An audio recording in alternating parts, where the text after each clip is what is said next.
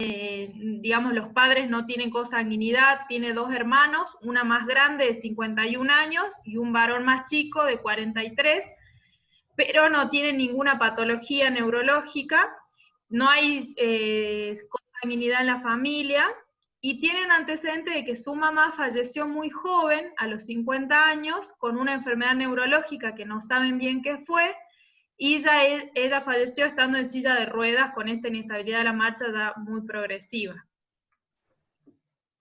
Al examen físico, la paciente, bueno, está vigil, orientada en tiempo y espacio, nomina con disartre y palabra escandida, pares craneanos, pupilas isocóricas reactivas, la motilidad ocular extrínseca, o sea, no muestra que hay oftalmoparesia, o sea, está conservada, pero tiene, digamos, alguna alteración a nivel de los sacádicos, con una conjugación de la mirada también alterada. No tiene asimetría facial, a nivel, digamos, del tono muscular, tiene hipotonía muscular generalizada, bueno, dismetría y descomposición del movimiento en las pruebas índice nariz, marcha con aumento de la base de sustentación, muy difícil la marcha de la paciente, con mucha ataxia, y como movimientos anormales tiene, bueno, ahora vamos a ver los videitos, a ver qué les parece a ustedes.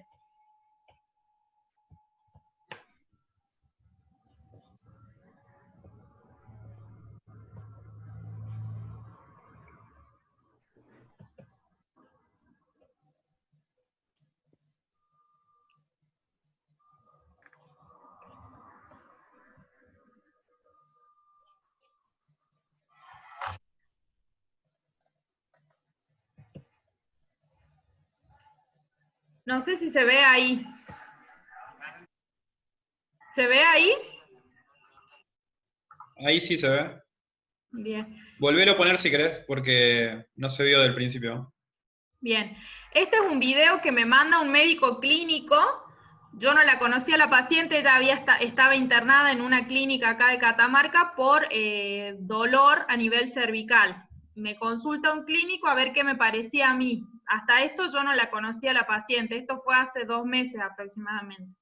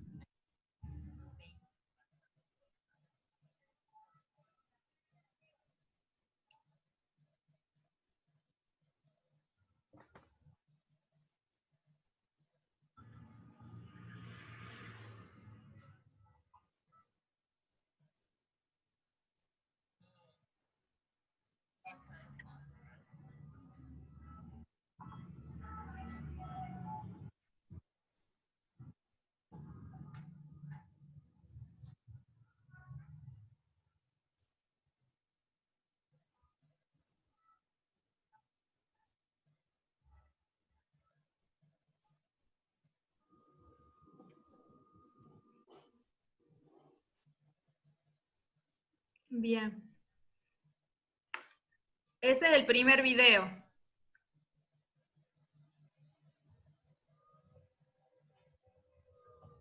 Y estos son de los videos de la semana pasada.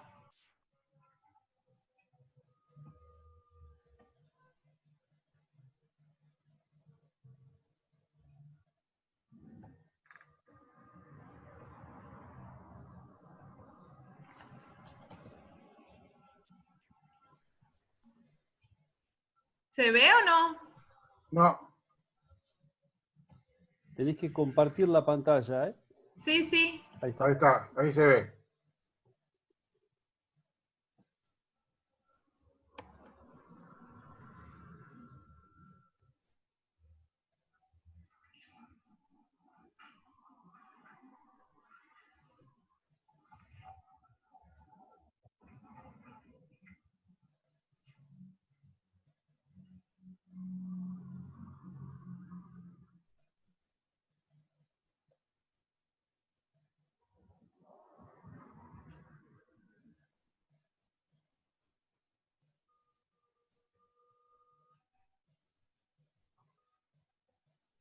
¿Podés pasarlo otra vez, por favor?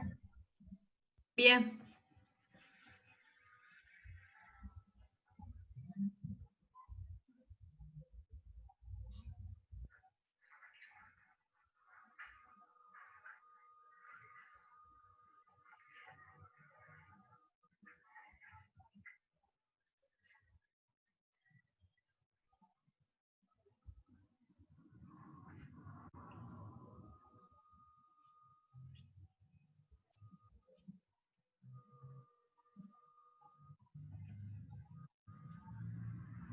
¿Este movimiento es lo nuevo? Sí. Ahí se ve este otro video. Sí.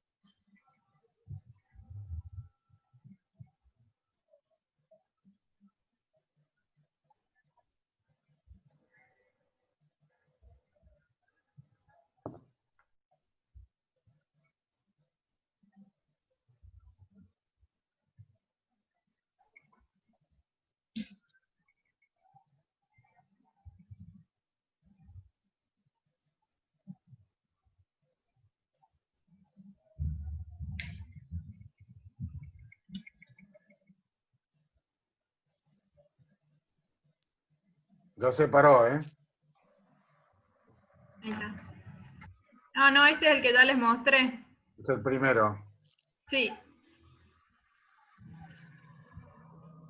Bueno, falta uno. A ver.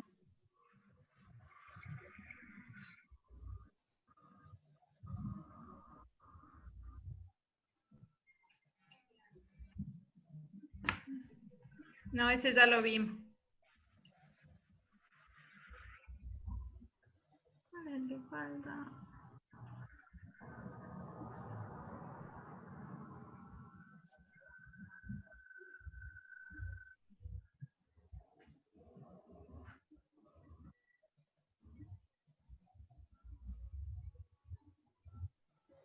Bueno, esos son todos los videitos. Les pido disculpas, me costó bastante filmarla porque la tenía que filmar yo y no tenía colaborador. Los movimientos sacádicos también se los hice mal, pero bueno, es lo que pude hacer.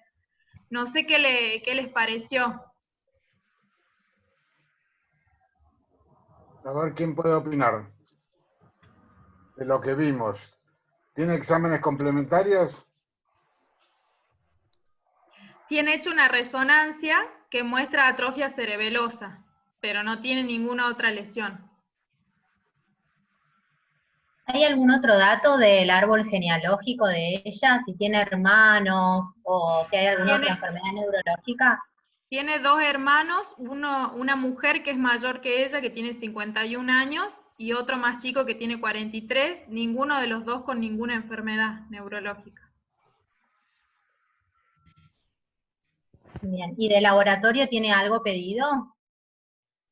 Tiene la rutina normal, vitamina E, que también es normal, y electromiograma, que no muestra que tiene neuropatía.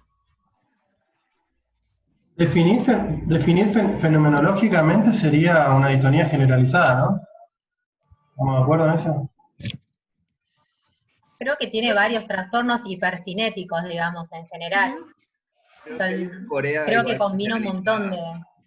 ¿Cómo? Corea con distonía Corea con distonía, sí. Me parece que esa es la combinación que más le veo, vaya.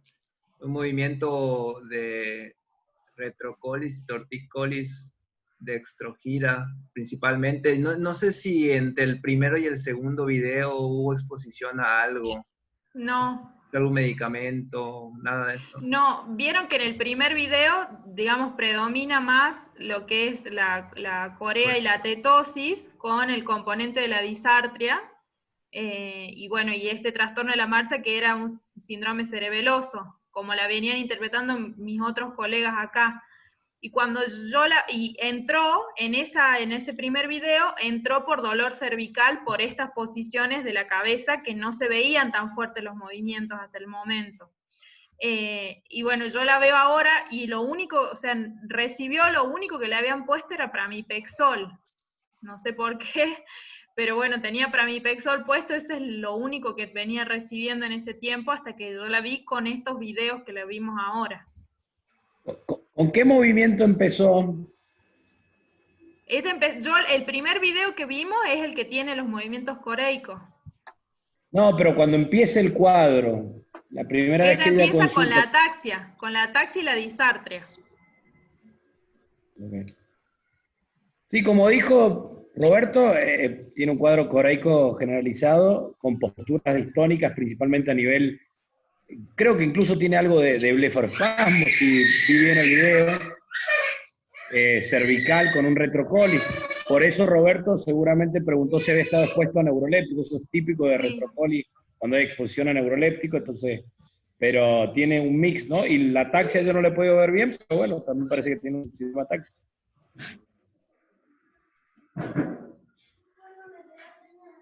A nivel de sacante... No sé si le vieron que tiene como unos movimientos también a nivel oromandibular. Sí, parecen distónicos, ¿no? Como si fuese un Meij. No sé si también, bueno, no sé si sea mi video, pero le vi algo de limitación a los movimientos oculares, ¿no? En el rastreo me parece que estaba, o no lo seguía bien, y en la supraversión un poco. No sé si esto se corrobora o nada más yo lo percibí. Sí, puede ser. Sí, eso sí. Como si fuera que no puede hacer los movimientos bien fluidos. Exacto, como hay un poco de rastreo atáxico. Ok. En definitiva, lo que tiene es un cuadro que parece ser genético, porque la madre tuvo lo mismo, o lo que vos describís es parecido a lo que tiene ella, invalidante con síntomas coreicos y síntomas distónicos, sin deterioro cognitivo, con deterioro cognitivo. Con deterioro cognitivo leve, pero la paciente está orientada a todo, está un poquito hipoproséxica, pero digamos no es una demencia. Y está disártrica. ¿Tiene dificultades en la deglución también? También. Así que podría ser un síndrome pseudovulvar. Sí, no es lo que más llama la atención, no tiene el componente, digamos, de la labilidad emocional y eso. Acá hay gente que está hablando por el chat. Sí. Michelle preguntaba cuánto tiene entre un video y otro. Dice que cambió mucho, ¿no? Sí, cambió bastante. 2 meses tiene entre un video y el otro. Después la doctora Nélida Garreto decía, parecería un cuadro atáxico, trastorno de la marcha por años, al que suman posteriormente el cuadro coreico de extremidades y la distonía. Y se le interpretaría como un cuadro atáxico más distonía en una paciente con antecedentes familiares. Y Michelle menciona, aún en el mismo video, mejora al acostarse. ¿Mejora qué? Al acostarse. Sí, me llamó la atención también, que cuando estaba acostada no se movía tanto, y cuando se pone de pie se le activa toda la distonía del cuello y otros movimientos. Sí. Pero eso es relativamente frecuente en una distonía generalizada. Cuando se acuesta y se relaja, es distinto que cuando pone los músculos en acción. Cuando pone los músculos en acción, ahí se nota más el cuadro distónico. Lo que me decía el hijo, que me llamaba la atención, es que dice que ella persiste con movimientos cuando está dormida. Eso es medio raro. Eso es curioso, pero hay que ver en qué fase del sueño está o si tiene despertares nocturnos, porque es posible que esta señora tenga despertares nocturnos, a veces por dolor, a veces porque se va a mover en la cama y no se puede mover bien y se despierta, así que yo compraría que seguramente tiene despertares nocturnos, que no tiene un sueño Reparador, así no, continuo. que continuo no. Mayola, ¿qué se te ocurre? Da la sensación que hubiera tomado neurolépticos, pero si no los tomó, bueno, es No, evidente que hay es un que eso no cuadro. los tomó, parecía como disquinesia también, esto de la boca, pero no Pero tomó tiene, medicación. pero tiene atrofia cerebelosa, ¿no? Sí, Tiene En atrofia la cerebelosa y región. la madre tuvo algo parecido. sí. Y lo que yo vi en las historias clínicas de mis colegas es que ellos habían encarado al cuadro como una ataxia espinocerebelosa al inicio, cuando empezó el cuadro. Y yo pensaba, o sea, podría ser con estos movimientos un SK17, aunque no es muy frecuente, pero bueno, que tiene los movimientos hiperkinéticos. No sé qué ¿Cómo les estaban parece los a ustedes. reflejos? Vivos, no lo puse a eso.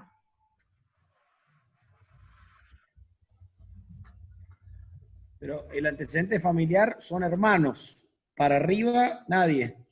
Para arriba la madre es la que tiene el Ah, trastorno ok. neurológico que no se sabe y que falleció a los 50 años. Tiene una evaluación cardiológica también que es normal.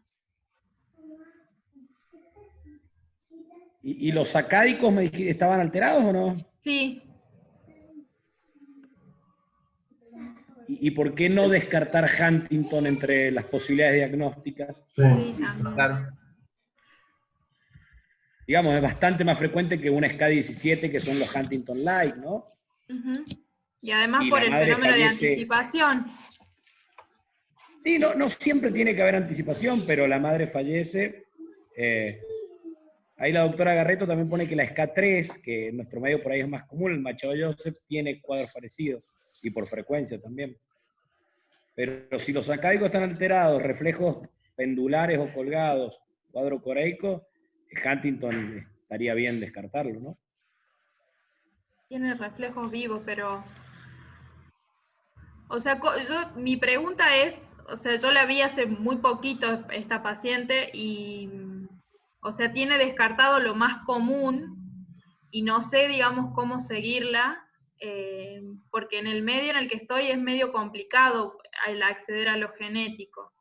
Sí. Sobre todo con Vos, esto de la vos pandemia es medio complicado. ¿Cómo? enfatizás vos has enfatizado que tiene una atrofia cerebelosa. Sí. Tiene las imágenes ahí. Eso, No las tengo acá, se las puedo mandar por mail si quieren. sí, está bien pensado lo que dice Juan de un Huntington, pero yo me inclinaría más a un cuadro espinocerebeloso. Y hay cualquier cantidad de mutaciones, cualquier cantidad de mutaciones. Y con respecto al tratamiento, por lo menos sintomático. Tratamiento sintomático, agonistas dopaminérgicos es seguro lo que yo no usaría. Sí. ¿Alguien usaría agonistas o el ledopa? Al contrario, si estamos pensando en un cuadro que simula algo coreico, en todo caso, si no está deprimido, pero es carísimo, tetrabenazina o risperidona, para que los movimientos sean un poco menores. ¿Y la olanzapina? Y la olanzapina es un atípico que en general no da mucho trastorno de movimiento, así que no bloquea tanto. La risperidona bloquea un poco más, es un atípico que bloquea un poco más. ¿Qué dicen los demás? Y tal vez usar toxina botulínica para el retrocólis. Es que yo lo pensé, el tema es que es muy difícil con el movimiento agregado que tiene para hacerle el voto. Y además, Primero tengo que calmar un poco los movimientos, me parece. si tiene una toxina, una distonía móvil, la respuesta es más errática con la toxina botulínica. Creo Sí, que lo que yo haría... Para el retrocolis, lo que pasa es que se necesitan dosis bastante altas para el retrocolis y es caro. Pero sería una posibilidad.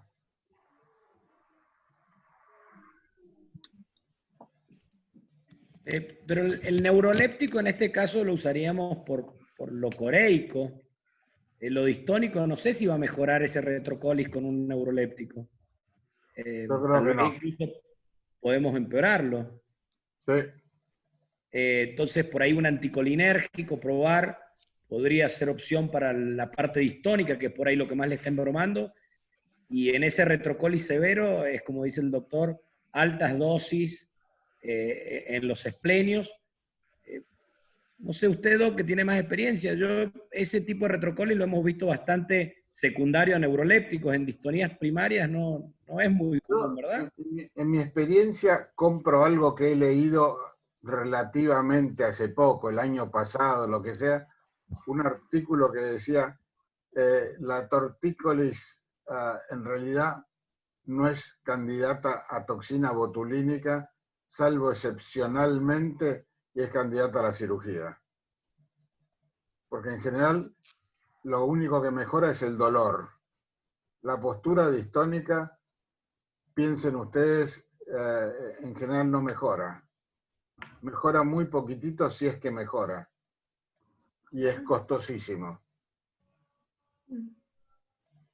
Mucho menos las que son móviles. No sé qué pensás, Juan. Sí, es verdad, el dolor es lo que más se ve, y cuando el cuadro distónico es móvil y muy severo, son dosis muy altas y la postura no va a volver en sí. Hay bastante de cirugía en distonías cervicales, algunos reportes espectaculares, otros no tanto. Y después hay otras cosas anecdóticas, por ejemplo el Zolpidem. O sea, hay un reporte hace poquito de que es medio milagroso para todos los estados hiperkinéticos, y entre ellos distonías oromandibulares y distonías cervicales. Se podría probar, pero es difícil cuando es tan grave la distonía. La cirugía es una opción que se puede plantear siempre y cuando tengas el diagnóstico para ver cuál es el pronóstico. Porque si bien hay distonías, por ejemplo, cirugías en Huntington, etcétera, con un pronóstico no muy bueno, uno lo pensaría por costo-beneficio, ¿no? Sí, yo coincido con vos, Juan. Eventualmente pensaría en cirugía. Lo que pasa es que si es bilateral, en general se hace DBS y es carísimo. Pero es una persona que está muy, muy comprometida esta. Sí. Y por ahí me parece que el tema de la distonía cervical habría que tratarlo cuanto antes por el riesgo de lesiones, porque veo que los movimientos son demasiado bruscos. Coincido en utilizar fármacos, ver si podés aplicarle la toxina, y si la cirugía, la estimulación cerebral profunda, no se puede conseguir, por ahí una palidotomía, que es hacer la lesión sin colocar el estimulador. En algunos casos, cuando el compromiso es demasiado severo, la cirugía lesional, obviamente que sí, la elegimos cuando no tenemos acceso a la estimulación, pero creo que es una opción como de último recurso, porque este síntoma lo veo muy, muy incapacitante. Yo también coincido con vos, María Laura. Creo que la opción más clara sería, primero, un estudio genético amplio. Teóricamente el genoma, que va a ser difícil hacerlo por lo que sale. Y después eventualmente cirugía. También un estudio metabólico, que la vea un especialista en metabolismo, pero no creo que nos dé gran cosa eso. ¿Y probar reserpina o tetrabenazina no nos podría ayudar? La tetrabenazina es carísima. Y acá No estamos creo diciendo... que se la dé la obra social. ¿Tiene obra social? Sí, Puedes probar. sí, Sí. sí, sí. Incluso en algunos casos he escuchado de algún contacto con el laboratorio se podía conseguir excepcionalmente para probar tetrabenazina, o sea, de parte del laboratorio. Hace un tiempo había escuchado un par de pacientes que lo habían conseguido. ¿Y en Yo no qué tengo dosis? contacto. Yo no tengo contacto. Y empezás con 25 miligramos día, si no funciona lo subís a 50, más de 75 hay que hacerle un estudio hepático, pero generalmente no se hace, pero podés probar hasta 75 miligramos día. Pero tenés que tener cuidado lo anímico, porque los puede deprimir, ¿no? Acá había un par de comentarios en el chat. Roberto decía, estudiaría las expansiones de glutamina clásicas, HTT, SCAS. Después Víctor dice risperidona. Después, bueno, Nelia decía, intentaría toxina para aliviar el retrocoli. Víctor preguntaba, ¿cómo está el estado de ánimo? ¿Ayudaría en la distonía cervical el bote? El estado de ánimo de la paciente ahora está deprimida por el tema de los movimientos que le discapacitan mucho durante todo el día. Esto, o sea, yo cuando la vi, costó mucho. ¿Cómo? Después hablamos. No, seguí. Costó mucho el tema de la filmación y todo porque se angustiaba mucho la paciente por el tema del dolor y del movimiento, sobre todo el retrocol. Yo creo que también como otra opción farmacológica que no han mencionado y que puede ser un momento dado más accesible, como aquí tenemos una situación similar, es el uso de benzodiazepinas. Yo le daría Yo lo probé, eso le puse yo clonazepam. Tal vez el clonazepam está probado en la distonía cervical idiopática, que bueno, son mutaciones genéticas principalmente, pero el clonazepam está probado, entonces puede en un momento dado aliviarle algo, digo. Yo le puse clona, pero no, o sea, no responde, o sea, le puse en dosis de 2 miligramos día, es una dosis bajita, pero no, empeoró la paciente. O sea, de hecho que ellos querían volver al pramipexol. Habitualmente le seguimos. Solo va a empeorar, como te dijo el doctor Michel, y todos los movimientos hiperkinéticos, coreicos, etcétera, van a empeorar. Sí, pero el clona yo le probé 2 miligramos día y no hubo nada de respuesta, empeoró los movimientos. Yo la vi el jueves pasado y le pregunté al hijo y me dijo que está peor. Entonces por eso ya pensaba en probar algún neuroléptico. Acá Michelle escribió levodopa primero para la distonía. No sé qué opina el resto, si probarían levodopa. Pero empezó con ataxia, ¿no? Sí. Sí, en realidad lo que dice Michelle es correcto. A todas las distonías, a pesar de que excepcionalmente encontramos la dopa sensible, se las debe probar con levodopa porque la excepción es que mejoren, pero cuando mejora es espectacular. Pero eso sería una cuestión de probarlo unos días. Pero yo creo que va a ir por el lado del genoma y eventualmente la cirugía, donde va a estar esto. Acá Nélida escribe, ¿podría comenzarse con un estudio de las SCA? Por lejos las más frecuentes 1, 2, 3 sobre todo, y 6. No sé si se refiere a un panel en lugar de hacer la secuenciación de exoma. Claro, sí, porque me parece que sea un poco más accesible. Claro, yo creo que con hacerle la 3 en primer lugar, la 2 se la haría porque los acádicos están lentos, a pesar de que no es la que más asocia movimientos distónicos o coreicos, y yo creo que el costo de un panel de las escamas más frecuentes no es tan alto, y de repente, bueno, mismo si uno la piensa someter a una cirugía, tener un diagnóstico también puede llegar a ayudar. Uno sabe que hay algunas formas de distonía que no tienen una tan buena respuesta a la cirugía. Yo la verdad que intentaría con toxina y trataría de ver si se puede hacer, aunque sea un panel para las escamas básicas, que no es tan costoso si uno lo compara con un estudio de resonancia, por ejemplo.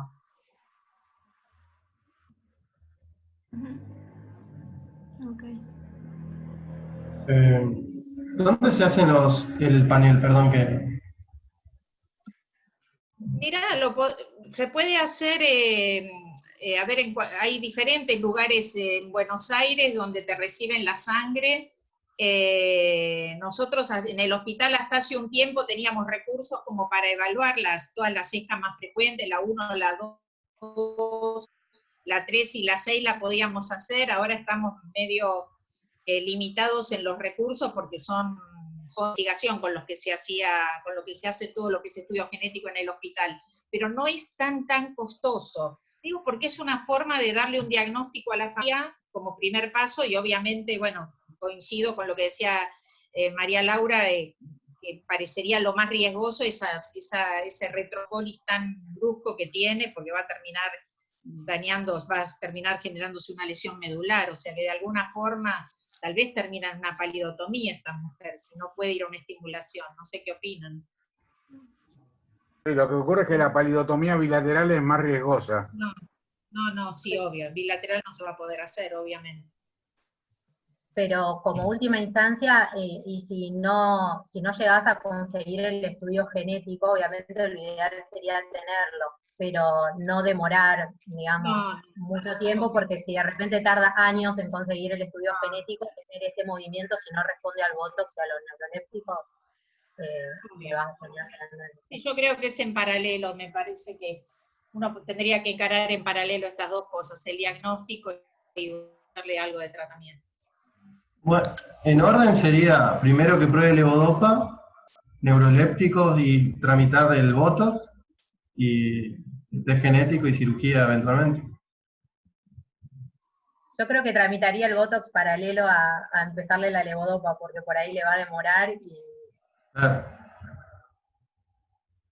y es más fácil, o sea, mientras tanto ir probando todos los fármacos. Y si, la toxina ya no funciona, ir por la palidotomía. No soy muy optimista con el botox, pero se puede probar. Y lo que pasa es que tampoco van a aceptar una cirugía si el paciente con distonía no tuvo, aunque sea una chance con botox. ¿Qué dosis le pondrían? ¿De qué? Toxina. 400 unidades. 400. Como para empezar. 300, 400. Menos yo creo que no va a tener demasiada utilidad, ¿no? Con respecto en eso lo tenés que tener en cuenta, porque hay veces que dicen no funciona y es porque se pone muy poquita dosis. Entonces son músculos que son músculos muy potentes y que en esta situación deben estar súper grandes y fuertes, así que mínimo un dosis de 300 unidades para arriba. Sí, coincido con ustedes. Lo que pasa es que en general no se hace la dosis grande de entrada porque hay distintas posibilidades de respuestas, ¿no? Hay algunos que responden muy exageradamente y otros que responden muy poco. Y que con la repetición de las infiltraciones se va obteniendo una respuesta sostenida y que va siendo cada vez mejor, ¿no? Y es que responde, no sé si va a responder. Sí, pero esto no es cervical nada más. Así que es una parte lo que se puede llegar a resolver o a mejorar. No sé si la calidad de vida le va a mejorar demasiado, nada más que con lo cervical. Pero estoy de acuerdo en probarlo. Ok.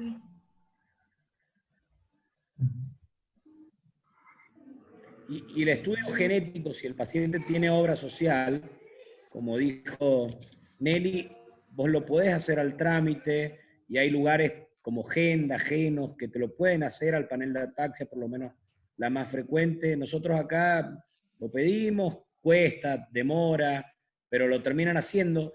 Generalmente esos laboratorios tienen convenio con laboratorios locales, que son los que extraen la sangre y la envían. Ahora con todo este lío, eso seguramente está más lento, pero hablar por teléfono o agenda o ajenos o al doctor Kaufman, que también hace este tipo de estudios, y él muy amablemente te da los presupuestos y cómo obtener las muestras. Okay. Ajenos. Bueno. Y también hacer los números para mandarlo afuera, si tiene una obra social. A lo mejor pueden hacer el genoma y lo mandan afuera. Porque muchas de las cosas que hacen estos grupos es mandarlos afuera. Y cobran lo que mandan afuera más un plus.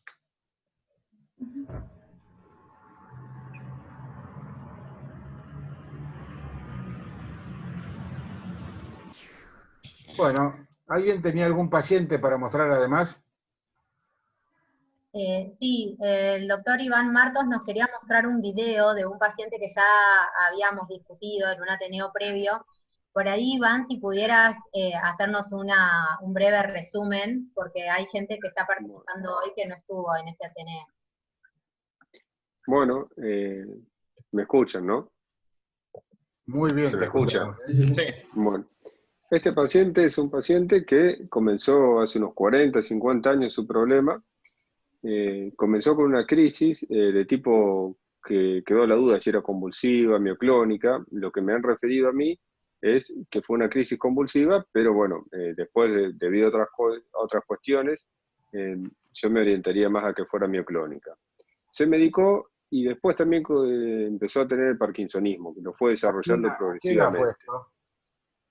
Y el paciente actualmente tiene 76 años. Él comenzó esto, a mi entender, me dice 1950, por ahí, antes. O sea, para mí era joven, para mí no tenía más de 50 años cuando empezó con esto.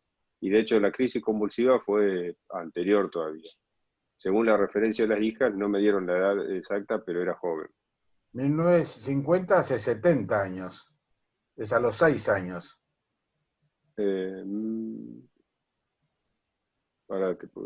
Bueno, tiene 76 ahora. Sí. No lo empezó en la infancia, no me refería a que empezó en la infancia. Bueno, lo tengo acá ahora en este momento. Pero ya te lo puedo buscar y enseguida te lo confirmo. No, más o menos. Bueno, entonces él comienza el tratamiento primero con otra medicación, después rota al levetiracetam, porque para el tiempo que él me refiere que comenzó con esto, no estaba el levetiracetam en el mercado. Y comienza el tratamiento del parkinsonismo, con levodopa, o del Parkinson, con levodopa, y después agrega ropinirol también. Aproximadamente, para darnos una idea, ¿a qué edad empezó con el cuadro parkinsoniano? Bueno, lo que él me dice es que el cuadro parkinsoniano, todo fue antes de los 50 años. Okay. Todo esto comenzó antes de los 50 años. Lo que me dicen las hijas es que lo que primero tuvo fue la crisis. Eso es lo que me han comentado. Empieza el tratamiento, después evoluciona aceptablemente bien en un principio, pero después empieza a estar cada vez más limitado por el cuadro de Parkinson. Y en cuanto a las crisis, una vez que logró pasar al levetiracetam, ya no tuvo más recurrencia de crisis. Igual la recurrencia de crisis no era tan importante. También toma entonces levetiracetam, levodopa, ropinirol y toma clonazepam actualmente. Y actualmente yo lo empiezo a ver, hará unos 2 años, no más que eso, y bueno, veo las consecuencias de todo lo que trae. La limitación motora, la disartria, la dificultad para la deglución, la lentitud en la respuesta y la bradicinesia, y según lo que comentábamos, se ve un síndrome de Pisa también actualmente. La familia también tiene síntomas similares, las hijas más que nada. Consultan por cuadros que son a veces de tipo cefaleas y en otros momentos las dos hijas en distintos momentos hacen crisis convulsivas, a mi entender. No las pude ver nunca yo. Siempre consultaron en momentos que yo no estaba y yo me enteré después. Pero estas chicas, después de hacer la crisis, tienen un estado posictal prolongado, con cefalea, con alteración del humor, y no recuerdan cómo fue el episodio ellas. Cuentan lo que les dijeron o lo que se observó. Una de ellas trabaja dentro de la clínica y fue observada ahí en la clínica. Y lo que ella cuenta es lo que le han contado, pero no recuerdan cómo es. Por eso yo pienso que sí han hecho crisis convulsiva, porque si hubiera sido otro tipo de cuadro, supongamos cefalea, cuadros funcionales, cosas así, recordarían, darían algún detalle, pero no lo pueden dar al detalle. Saben que se sentían mal y después saben que se despertaron estando en la cama y capaz que pasaron 6, 8 horas en los cuales su respuesta estuvo alterada, tuvo trastorno del humor y se quejó de cefalea, y bueno, y eso no lo saben. Este sería...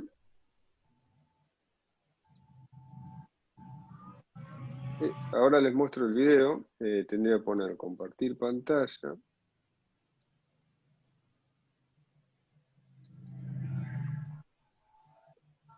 No está compartiendo ahí acá. Compartir. ¿Está compartiendo ahí? Sí. Ahora sí. A ver si lo agrando. Ah, no me lo agranda esto. Ah, no me lo agranda. ¿Cómo lo agranda? Este es un video que me grabaron en su casa, pero actualmente yo con muchos pacientes no los estoy pudiendo citar presencialmente, pero con él mantengo comunicación y bueno, quedamos que lo grababa en su casa. En otros momentos se lo ha visto mejor, pero hace unos 2, 3 meses tuvo una gastroenteritis intensa, estuvo muy mal, de hecho había perdido más peso todavía, y realmente cuando se fue de alta de la gastroenteritis, se fue de alta de la gastroenteritis, pero no se podía ni levantar. Fue recuperándose y actualmente está en esta situación, pero el estado funcional de él antes de la gastroenteritis era mejor. Estaba, tal vez uno notaba un poquito más rígido, pero se movía más, tenía más fuerza en el movimiento, hacía movimientos más completos. Ahora está como muy reducido. Pero no estoy pudiendo poner en grande.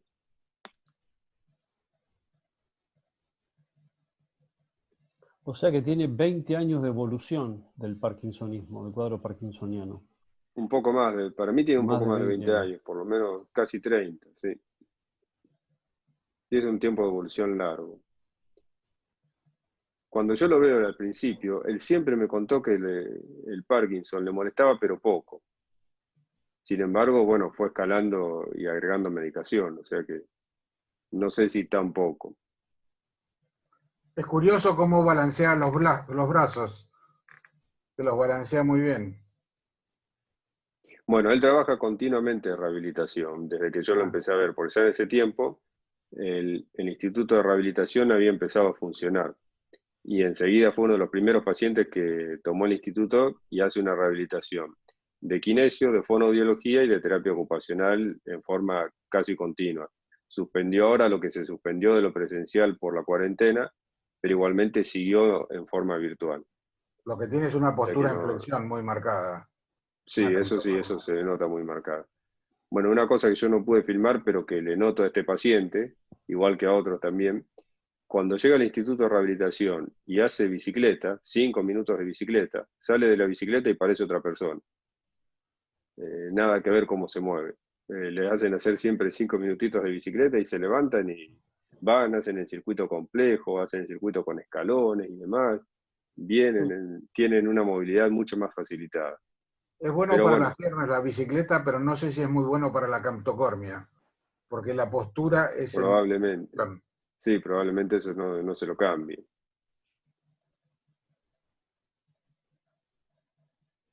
Tal vez habría que suspenderle el agonista, me parece que si está con agonistas, esta postura que tiene a lo mejor se puede agravar o con el agonista y a veces mejora si El no le saca el ropinidor. agonista. ¿Sí?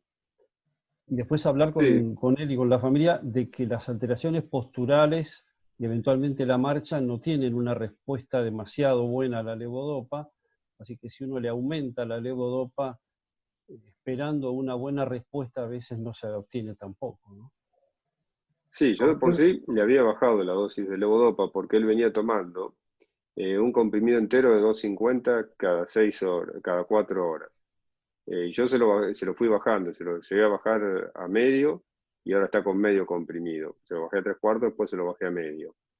Él tiende a resistirse, quiere tomar medicación, pero él antes necesitaba de más Zolpidem para dormir, si no, no dormía. Y bueno, también fui logrando con todo esto que no necesite el Zolpidem y está durmiendo bien. Sí, mi idea siempre, yo por lo que he visto en el manejo de otros profesionales, a esta edad y con este tiempo de evolución ponen un límite en la dosis de agonistas. Ponen Sí, dosis no, crecientes en jóvenes y a esta edad van limitando. ¿estaba mejor con mayor cantidad de dopa? No estaba mejor en la movilidad. No tenía, como tienen otros pacientes, los movimientos de tipo disquinéticos, disquinesia orofacial o movimientos de tipo coreico, no le vi nunca eso a él, pero no estaba mejor que ahora. Sí estaba mejor tal vez antes de tener esta gastroenteritis, que ahora está en recuperación. Lenta para mi gusto, pero bueno, se está recuperando. ¿Y Pero tiene síntomas no motores? yo lo encuentro enlentecido a él, pero no es el paciente que tiene depresión y que tiene verdaderamente un déficit cognitivo. Entiende las cosas bien, da respuestas correctas, no tiene déficit en el mini-mental, recuerda lo que uno prueba, tal vez puntualmente a él, porque para la adherencia a consultas neurológicas tiene poca constancia, no le pude explorar más esa parte. No, Pero pero no es posmia, el paciente, constipación, trastornos del sueño. no tiene una constipación de relevancia. O sea, no me impresionó más allá de un paciente de la edad de él. No como otros pacientes, donde realmente se hace difícil. Yo simplemente en un momento le dije que tuvo un poco más de líquido y le di algunas pautas de alimentación y con eso ya cambió. Bueno. ¿Alguien puede decir algo más de este señor? ¿No sería bueno hacerle un test de levodopa para ver la respuesta? Sí, un test de levodopa o al revés, ya está con levodopa ir sacándosela a ver si empeora. Y sacándole. Claro, digamos eso. Sí. La otra cosa es que seguro la rehabilitación física, cualquiera sea el diagnóstico, la va a ayudar mucho. Sí. Es lo que más va a Yo creo que ayudar. le ha mantenido, ha hecho que no progrese, que si no fuera por estos 2 años de rehabilitación física, él debería estar más duro, más rígido y más alterada la postura. Yo creo que lo ha mantenido más por la rehabilitación que por otra cosa. Yo en cuanto a lo que es tratamiento, lo único que hice fue sacarle medicación en realidad. Hacer que baje dosis de medicaciones que para la edad de él terminan dándole algún problema. Bueno, si la vas a ir bajando, después nos contás. Bueno, sería la idea bajar la levodopa y el ropidinol. Por ahora, toma una dosis alta. Primero ir sacándoselo. También hay Porque que sacar. a esta edad da más complicaciones que soluciones. Bueno, y después sí. intentar bajar la levodopa, si empeora se la subís. Claro. ¿Están de acuerdo? Bien. Sí, primero sacaría el agonista seguro y después iría probando con levodopa, Claro. sacar un poco y ver si realmente es evidente la respuesta a la levodopa, porque cuando se la sacás empeora, ahí sí ir titulando la dosis. Yo de todas maneras me parece que la dosis que habías dicho, que estaba con un comprimido 4 veces al día, creo que habías dicho. No, 6 veces al día, lo tomaba cada 4 horas él. Era 6 250, veces al 6 día. veces al día. Ah, ok. ¿Él notaba fluctuaciones? No, él está muy igual. Él es un paciente que fluctúa poco, que se empeora poco y que tiene, ante una u otra actividad, tiene pocas mejorías. Sí mejora en esos momentos cuando hace la kinesio. Pero después, a lo largo del día, y en los momentos que yo lo he visto, ya sea en consulta o por videollamada, no, está siempre igual. Pero por eso a mí me llama la atención el cuando va a la kinesio, cambia, es otra persona a esa hora de kinesio. Y las otras 23 horas del día yo lo veo así. Me llama la atención que a eso sí tiene una respuesta marcada. ahora está con la mitad de la dosis que tenía de levodopa y sin embargo no cambió gran cosa. La tomografía Sí o está durmiendo resonancia que mejor, pero muestran. nada más. Las imágenes, sí las tenía, las tengo. A ¿Qué ver. muestran? No muestran mucho, a ver si las puedo compartir. Sería dejar de compartir. Ahí dejo de compartir. Compartir pantalla.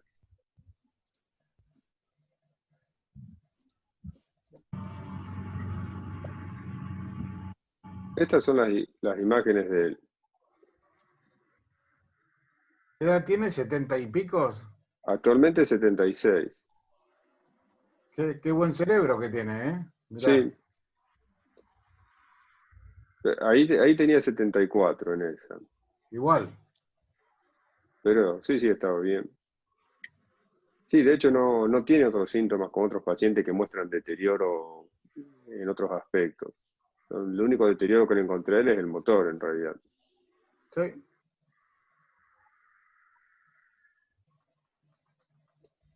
No es el típico paciente que, por ejemplo, toma conductas inadecuadas a la hora de comer y tiene problemas con la deglución. Si bien él tiene afectación de la deglución y requiere el trabajo de fonoaudiología, él toma los cuidados para comer bien, para masticar bien y para tragar bien. Que otros pacientes eso lo van pasando por alto. Ahí sí se ve que tiene atrofia, ¿eh? Algo tiene, sí, pero dentro de todo, bien. Sí, dentro de todo bien. No es un cerebro dañado.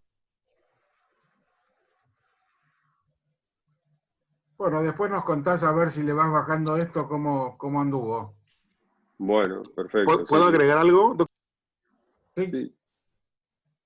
Solo para recordar, a lo mejor esto no está realmente asociado aquí en este caso, pero varios antiepilépticos, no solamente el valproato, particularmente el levetiracetam, pueden por lo menos empeorar el parkinsonismo o incluso ser la causa de parkinsonismo, o sea, en pacientes sin Parkinson. Entonces, quizás después, como al final, después de ajustar, sacar el agonista y ajustar la levodopa, es importante ver si no el levetiracetam está empeorando el parkinsonismo. No creo que sea la causa, seguramente esto es una enfermedad neurodegenerativa, pero el levetiracetam está reportado, al menos en algunos reportes de caso, empeorar el parkinsonismo o incluso ser causa de parkinsonismo. Sí, hemos visto y hemos discutido algunos juntos, ¿no, Michelle? Sí, totalmente, doctor. En un Ateneo, sí. Bueno, las hijas están medicadas, una con la motrigina, la otra con valproato, y él es el único que está medicado con levetiracetam. Él no controlaba las crisis hasta que no estuvo medicado con el levetiracetam. Y las hijas tienen temblor. No tienen un cuadro franco de parkinsonismo, pero tienen un temblor de reposo en las manos. Lo que pasa es que, bueno, tienen poca adherencia a las consultas y solo consultan cuando están en crisis.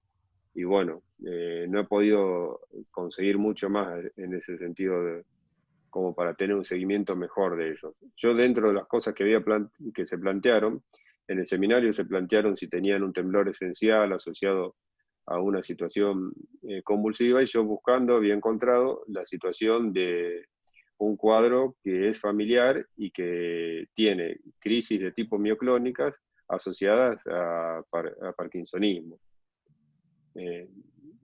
Que eso también está dentro de lo que había planteado.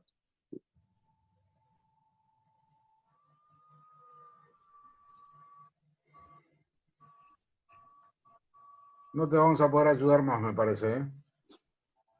Bueno, tenemos que ver quién va a presentar la semana que viene.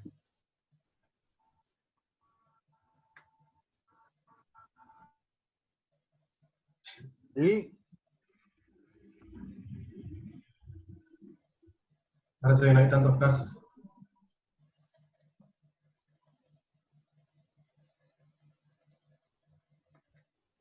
Le decimos a Tomoko Arakaki. Tomoko. Nelly Garreto.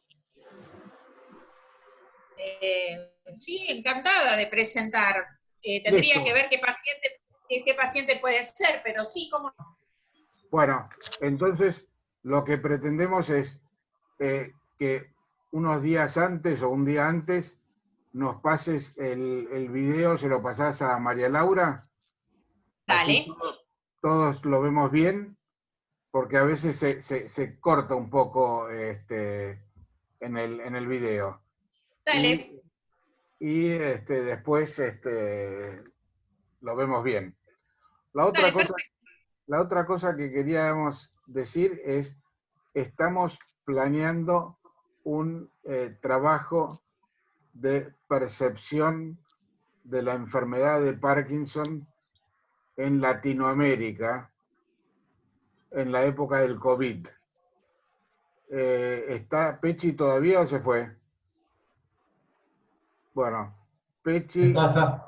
Hay que habilitar el micrófono. Ahí está. Estaba con el coso apagado. Ah, bueno, entonces se pueden comunicar con ella. ¿Y con quién más estás? Y María Laura, Javier, María Laura, Pablo. Para hacer un cuestionario. Hay dos cuestionarios que queremos hacer, uno de TCI y otro de la percepción de la enfermedad. ¿Qué tanto impacta el diagnóstico de enfermedad de Parkinson en la persona? Y estábamos discutiendo hoy con Pechi si además clasificarlo según los ingresos o la educación del paciente, el estrato social, o cómo ponerlo, porque puede ser distinto en una persona que vive en un pueblito de 2.000 habitantes y uno que vive en el microcentro en Argentina o en México o donde sea. Pero todas las ideas las podemos tratar de manejar para elaborar un cuestionario en común, igual el del trastorno del control de los impulsos, para ver si podemos hacer estos dos trabajos, si les parece. El de TCI, estamos esperando el permiso de un cuestionario validado. ¿Sí? Lo mandamos ya la semana pasada, con todas las instituciones que ustedes fueron mandando. Así sería lindísimo que todos los que estemos acá en este grupo lo podamos hacer en conjunto. Y si hay alguien más que se quiera sumar, nosotros necesitábamos tener más o menos, estimar un número de pacientes y ver más o menos el número de centros con los que íbamos a contar. Pero si alguien más se quiere sumar, lo podemos sumar. Sí. Me escriben. Le decimos a Yanaula. Está invitado, sí. ¿Eh? Está invitado. Bueno, pero no vino hoy.